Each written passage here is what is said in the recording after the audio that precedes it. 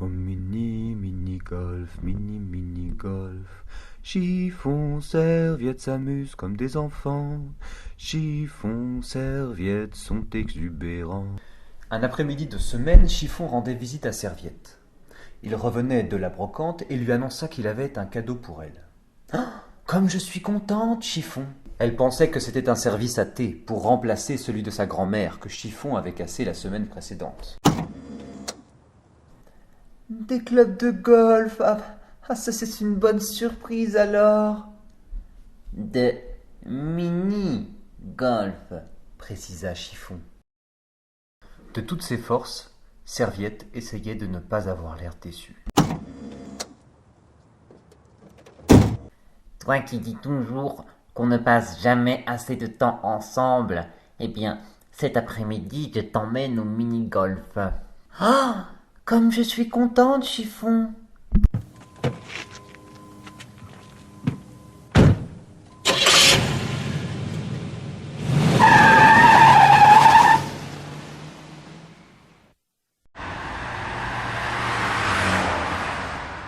Sans vouloir te commenter, Chiffon, je crois bien que tu es passé devant sans t'arrêter. Si j'ai acheté des clubs et une balle, c'est pas pour en plus payer l'entrée. Chiffon sortit brusquement de la route et se gara sur le bas-côté. On va aller taper quelques balles dans la nature. Je vais quand même essayer une fois avant toi, pour m'assurer qu'il n'y ait aucun problème avec ces clubs de seconde main. Magistralement, Chiffon leva son club au-dessus de sa tête. Puis, d'un swing parfait, il arracha une motte de terre à la pesanteur.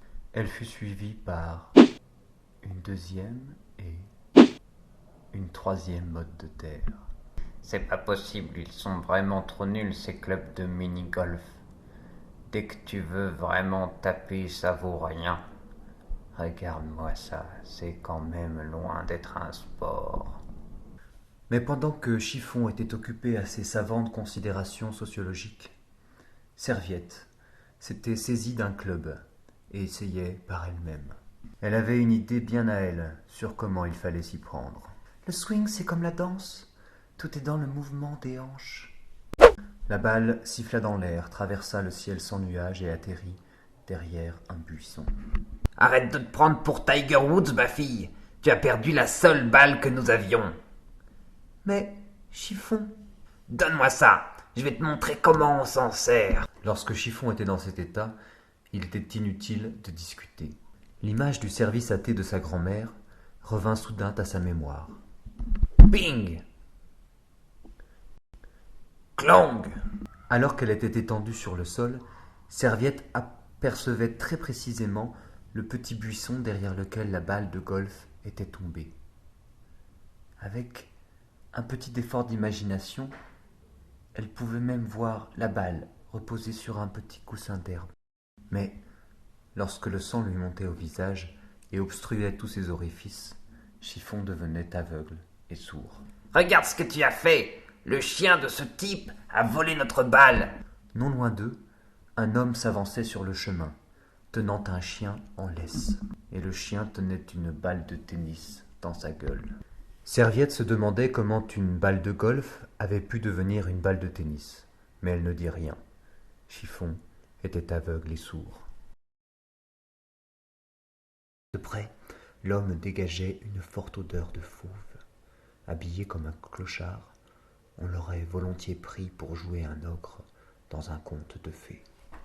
Mais inutile d'essayer d'inspirer de la pitié à Chiffon.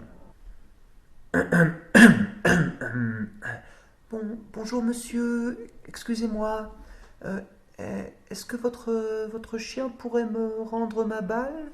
Pour toute réponse, l'homme plongea la main dans la poche de son énorme anorak.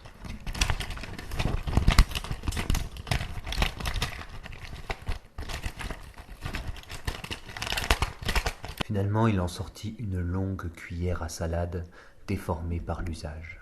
Il reprit la balle à son chien. Serviette se tourna vers Chiffon, espérant son aide. Mais Chiffon n'était plus qu'un doigt, et ce doigt montrait la balle de tennis. L'ogre se servit de la cuillère comme d'un propulseur, et il envoya la balle loin au-dessus des arbres. Le chien, séparé de sa balle, piaffait de désir et tirait sur sa laisse. N'y tenant plus, il arrosait le sol de sa frustration.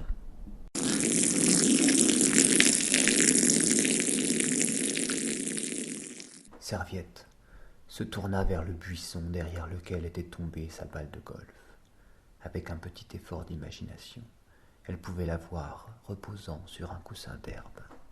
Puis elle se tourna vers Chiffon, qui avait tourné comme une boussole, et qui indiquait maintenant l'endroit où la balle de tennis était retombée.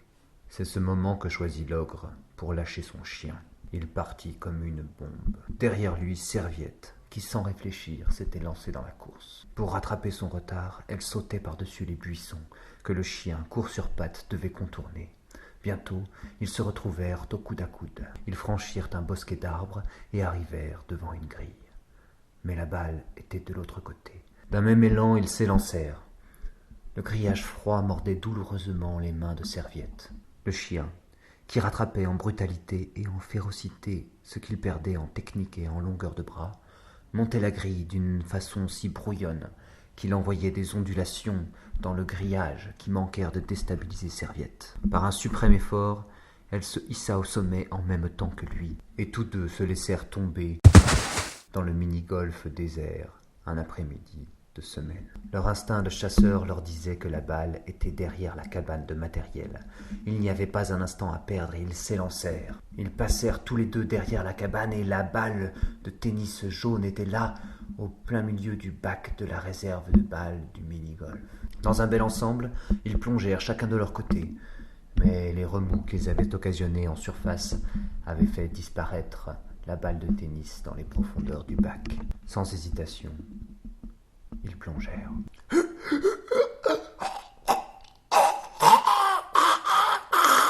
Le chien avait avalé une balle de golf. Ils avaient beau être concurrents, Serviette ne pouvait pas le laisser mourir. Elle entama la manœuvre de Heimlich. C'est à ce moment que Chiffon, qui se demandait ce qui se passait, passa lui aussi derrière la cabane et reçut la balle en pleine poire. Le recul de la manœuvre de Heimlich fit tomber Serviette dans le bac de balles qui l'avala à nouveau. À moitié sonnée, à moitié consciente, elle réfléchissait.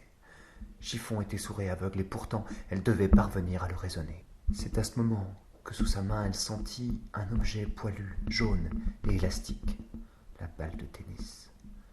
Elle l'avait retrouvée, elle la brandit entre Chiffon et elle comme un bouclier. Mais Chiffon lui saisit le poignet et la tira vers lui. Attrapant sa bouche, il essayait de lui rouler un palot digne des 1001 nuits. Serviette, peu habituée à être traitée de la sorte, se prit au jeu.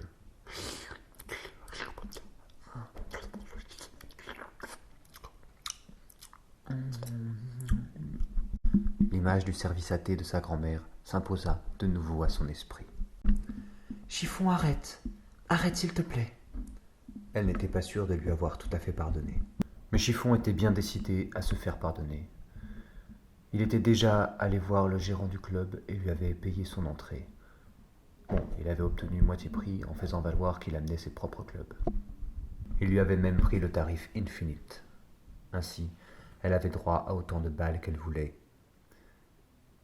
Comme ça, tu pourras même les envoyer par-dessus la grille si ça te chante. Ah, je suis si contente, Chiffon.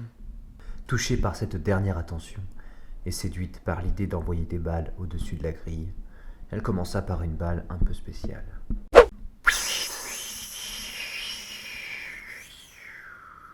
Pouc!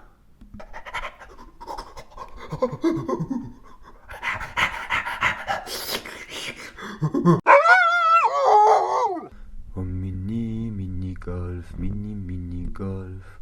Chiffon, Serviette s'amusent comme des enfants.